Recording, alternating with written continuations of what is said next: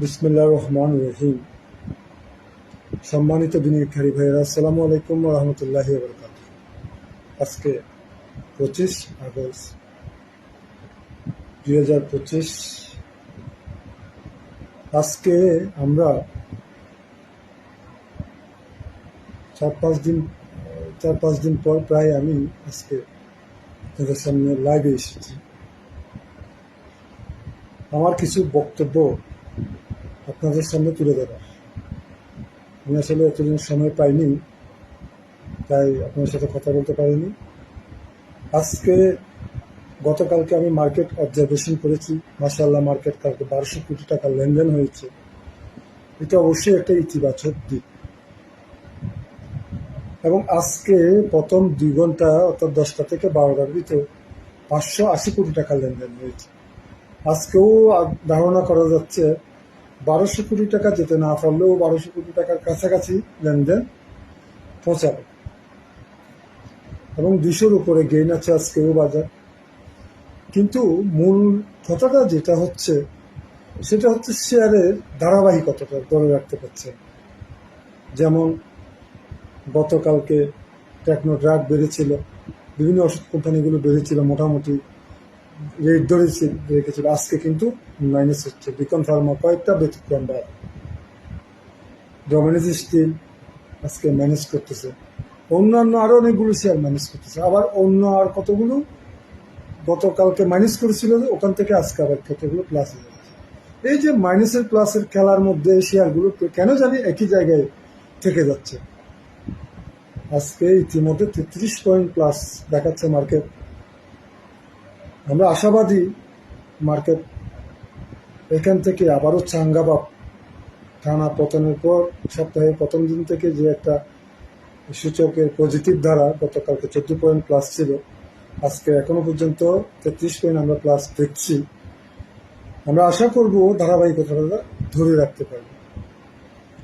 আমি আজকে একটা আলোচনা নিয়ে আসছি, মূলত ডিএসসি প্লাস বিএসসি, অর্থাৎ সরকার আমাদের দেশের কিছু ফাইন্যান্স কোম্পানি অর্থাৎ আর্থিক প্রতিষ্ঠান আর কিছু অন্যান্য কোম্পানি যেগুলো জেড ক্যাটাগরিতে চলে গেছে, বন্ধ কোম্পানি, এগুলোকে ডিলিস্টিং করার একটা পরিকল্পনা করেছে।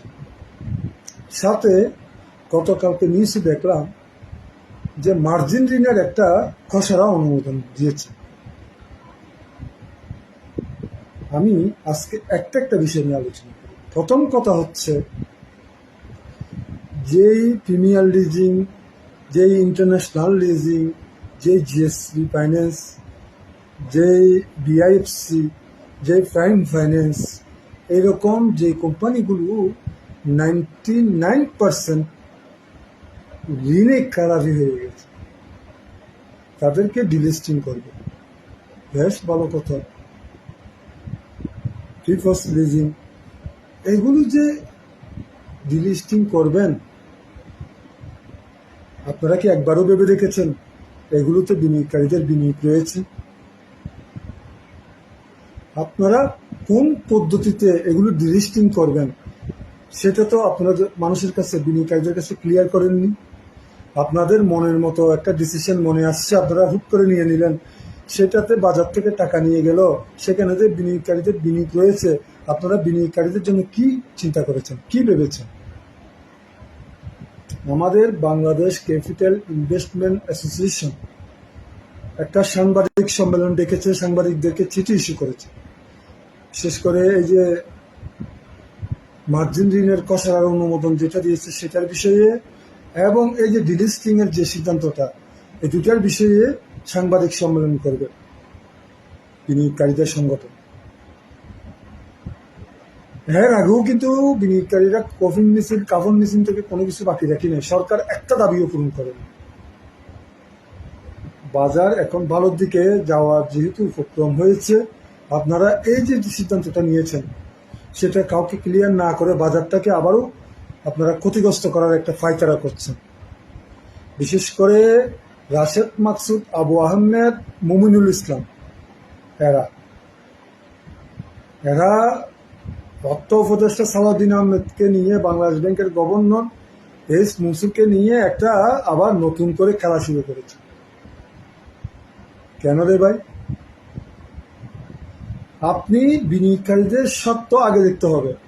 প্রথম, আমি বারবার বলেছি, আমাকে দায়িত্ব দেওয়া হবে এই বিষয়ে, আমি এই বিষয়ে কঠোর কাজ করবো। আমি যেই কোম্পানিগুলো এই এই ঋণ খেলাপি করেছে, আপনারা তখন কি কি করেছিলেন? এই লিজিং কোম্পানিগুলো আসলে একসময় মানুষকে 5 লক্ষ, 10 লক্ষ, 20 লক্ষ, 1 কোটি, 50 লাখ এরকম লোন বিতরণ করতো। এদের আসলে লোকটা এত বেড়ে গেছে, এগুলো আসলে 100 কোটি, 200 কোটি টাকার প্রতিষ্ঠান। এগুলো এত এরকম করে প্রথম শুরু করেছে। তাহলে আপনারা এই প্রতিষ্ঠানগুলো যখন কিছু গ্রুপ অফ কোম্পানিকে, কিছু বড় বড় শিল্প প্রতিষ্ঠানকে একসাথে 20 কোটি টাকা লোন দিয়ে দিচ্ছে, 30 কোটি টাকা লোন দিয়ে দিচ্ছে, 10 কোটি টাকা লোন দিয়ে দিচ্ছে, উইথাউট কি বলে যে ডকুমেন্টস ছাড়া, অর্থাৎ কোনো জায়গা সম্পত্তির, কোনো পার্লামেন্টাল কোনো কিছু ছাড়াই গুডউইলের উপর দিয়ে দিচ্ছে, তখনকার যারা দায়িত্ব ছিল তাদেরকে উচিত ছিল না? যারা এটা কন্ট্রোল করেছে। তো এখন এই যে এগুলো করেছে, যারাই করেছে তাদের বিচার করেন, কিন্তু এগুলো যেহেতু বিনিয়োগকারীরা কোনোভাবে দায়ী না। আমি এই কথাটা বোঝানোর জন্য কথাটা বলি, বিনিয়োগকারীরা কোনোভাবে দায়ী। আপনারা যারা এগুলো করেছেন তাদেরকে ধরে ফাঁসিতে লটকাই দেন, আমাদের কোনো আপত্তি নেই। কিন্তু আমরা যারা এই প্রতিষ্ঠানগুলোকে ভালো জেনে বিনিয়োগ করেছি, আমাদের বিনিয়োগটা আমাদেরকে আগে ফেরত দেন। কিভাবে ফেরত দিবেন সেটা বন্দোবস্ত না করে আপনারা নানার বাড়ির আবদার ডিলিস্টিং করে দিবেন। হ্যাঁ, আপনাদের এই অধিকার কে দিয়েছে? আপনারা কি বিনিয়োগকারীদের প্রতিনিধি? আপনারা কি বিনিয়োগকারীদের প্রতিনিধির মতো কাজ করতেছেন? এখন যেটা বললেন ডিলিস্টিং এর সিদ্ধান্ত, আপনারা কি বিনিয়োগকারীদের সাথে কথা বলেছেন? ডিলিস্টিং করার কথা সিদ্ধান্ত নিচ্ছেন যে আপনার 1 টাকাও বিনিয়োগ আছে এখানে? আপনি তো মামার বাড়ির ওই পেয়ে টিকিট পেয়ে এসে এখানে বসে কাঠি নাচ্ছে। আমরা এখন সেটা বলতে বাধ্য হচ্ছি। মার্জিন ঋণের যে ইয়াটা করলেন, সেটা খসড়াটা এখানে অনেকগুলো সংশোধনের বিষয় রয়ে গেছে। এগুলো কারোর সাথে আপনারা পরামর্শ করেছেন? আপনারা যা মন চায় তা সিদ্ধান্ত নিয়ে বিনিয়োগকারীদেরকে ক্ষতিগ্রস্ত করে দিবেন। এটা শিখছেন কোথায়? আমরা আজকে প্রতিবাদ জানাচ্ছি, জোর প্রতিবাদ জানাচ্ছি বিনিয়োগকারীদের পক্ষ থেকে। আমরা সেটার বিরুদ্ধে জোর প্রতিবাদ জানাচ্ছি। বিশেষ করে এই বাজারের অন্যতম ক্ষতিগ্রস্তের নায়ক রাশেদ মাকসুদ আবু আহমেদ, এইচ মনসুর, এরা এই বাজারটাকে শেষ না করে ছাড়বে না মনে হচ্ছে। সূচক বাড়ছে, শেয়ারের মানুষের পোর্টফোলিওর চিত্র পরিবর্তন হচ্ছে না। মানুষ কিভাবে ঘুরে দাঁড়াবে সেটা বুঝতে পারছে না। সেখানে একের পর এক গলত সিদ্ধান্ত। কোম্পানিগুলো কি আমরা এনেছিলাম? কোম্পানিগুলো আপনারা সবকিছু জেনে বুঝে বাজারে এনেছেন। তারা যে তাদের দায় দায়িত্বটা বিনিয়োগকারীরা তো নিবে না। যারা নিয়ন্ত্রক সংস্থার মধ্যে দায়িত্ব ছিলেন তাদেরকে দায়িত্বগুলো নিতে হবে। এখন আপনি তাদেরকে ধরে যা করেন, কিন্তু এখন আমার থেকে যে টাকা নিয়ে গেছে টাকাটা আমাকে ফেরত দিতে হবে না। এটা কি কোনো লতে বলে, কোনো আইনে বলে যে বিনিয়োগকারীদের টাকা ফেরত না দিয়ে কোম্পানি একটাকে ডিলিস্টিং করে ফেলাই দিবেন? আমাদের টাকাটা কে দিবে? যারা এখানে বিনিয়োগ করেছে তাদের টাকাটা কে দিবে? আমরা বারবার বলছি, আমাকে দায়িত্ব দিন প্রয়োজন। আমি বলছি এই কোম্পানিগুলোকে কিভাবে চালু করতে হয়। চালু করতে না পারলে কোম্পানিটা আমরা সেল করব। সেল করে ওই টাকা মালিক পক্ষকে 1 টাকাও দিব না। যারা বিনিয়োগ করেছে, যারা বিনিয়োগ বাজার থেকে টাকা নিয়ে গেছে এবং যাদের থেকে তারা লোন নিয়েছে, সবাইকে আমরা ভাগ করে দিয়ে দিই।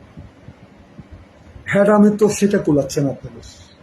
আপনারা তো সবকিছু বন্ধ করে দিয়ে দায় চাপতে চাচ্ছেন। সেটা তো হয় না, সেটা কোনোভাবে হয় না। আপনারা কখনো বিনিয়োগকারীদের ক্ষতিগ্রস্ত করে দিতে পারেন না।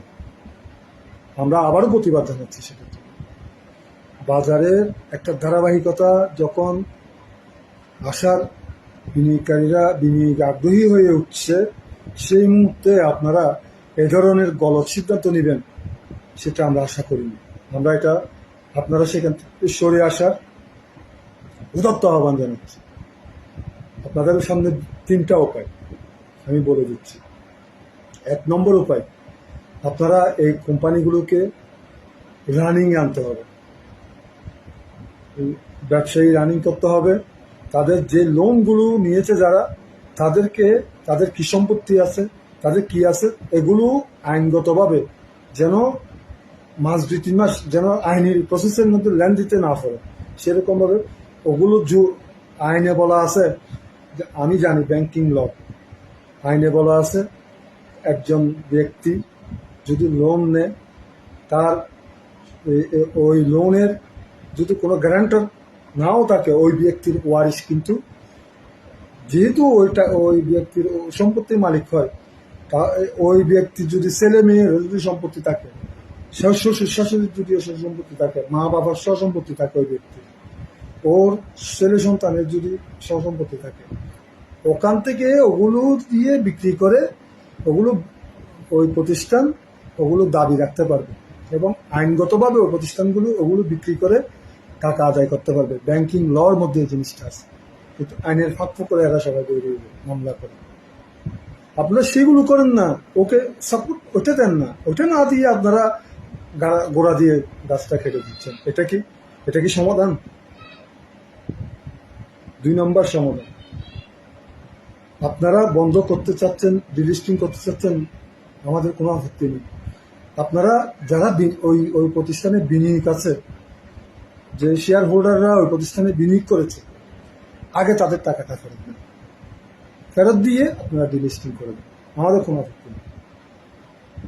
3 নম্বর কথা বললাম, যদি এই দুইটা যদি কোনোটাই করতে না পারেন, দয়া করে প্রতিষ্ঠানটাকে আবার কিভাবে চালু রাখা যায়, ব্যাংক যেরকম বন্ধ হয়ে কম হওয়ার পর কিভাবে চালু রাখার ব্যবস্থা করেছেন, এদেরকেও কিভাবে চালু করা যায়। অর্থাৎ আমি বলতে চাচ্ছি, যারা এই কোম্পানির মালিকানায় আছে, বোর্ড অফ ডিরেক্টরে আছে, হ্যাঁ, তাদেরকে প্রয়োজনে চেঞ্জ করে অন্য কাউকে এখানে এনে বসে, এটা নিয়ন্ত্রণ সরকারের কাছে রাখে। অন্তত 4-5টা ফাইন্যান্স কোম্পানিকে একসাথে করে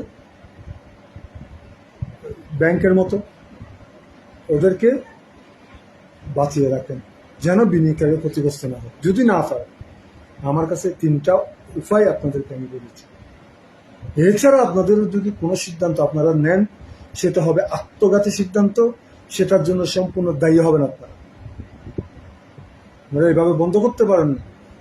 এখানে জ্যাট ক্যাটাগরিতে যাওয়ার এটা দায়িত্ব আমাদের না। ফ্যামিলি ট্যাক্স মানুষের 80 টাকাও কিনে আসে, আপনারা জানেন তো। এটার দায় কি বিনিয়োগকারীদের?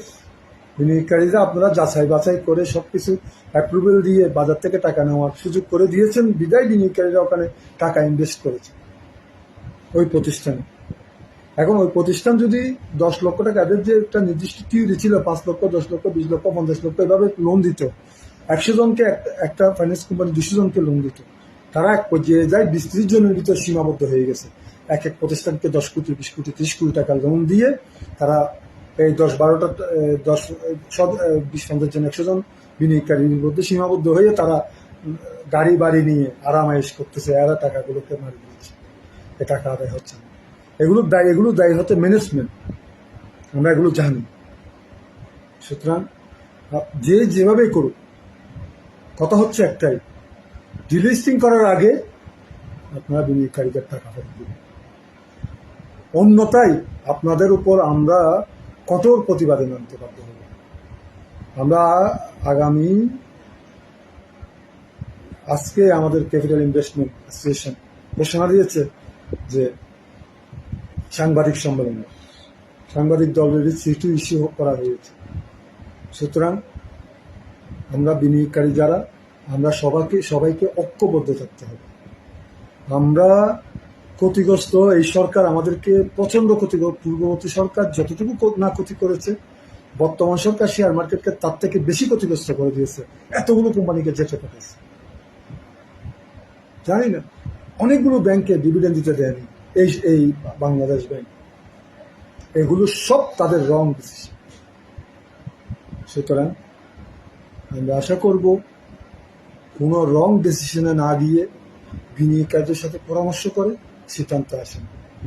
এবং আবারও বলবো, বন্ধ কোম্পানিগুলো যেগুলো 99% খারাপই হয়ে গেছে, তাদেরকে কিভাবে টিকিয়ে রাখা যায় সেদিকে মনোনিবেশ করার, অন্যথায় বিনিয়োগকারীদের টাকা ফেরত দিয়ে যা খুশি করে, আমরা সেটাই আপনাদের প্রতি প্রত্যাশা রেখে আমরা আবারও বলছি, আমরা সরকার নিয়ন্ত্রণ কেউ আমাদের শত্রু না। আমরা কোনোভাবেই ক্ষতিগ্রস্ততা মানব না। অলরেডি আমাদের 90% পুঁজি নাই হয়ে গেছে। 8,900 পয়েন্ট সূচক বাড়ার পরেও, 1,200 কোটি টাকা লেনদেন হওয়ার পরেও ফুটফুলির চিত্র পরিবর্তন হচ্ছে না। সেটা আমরা দারুণভাবে চিন্তিত, আমরা দারুণভাবে হতাশাগ্রস্ত। সেজন্য আমরা চাচ্ছি আপনারা আবারও ভুল সিদ্ধান্ত দিয়ে আবারও আমাদেরকে আশার খাওয়াবেন, আমরা সেটাই আশা করি।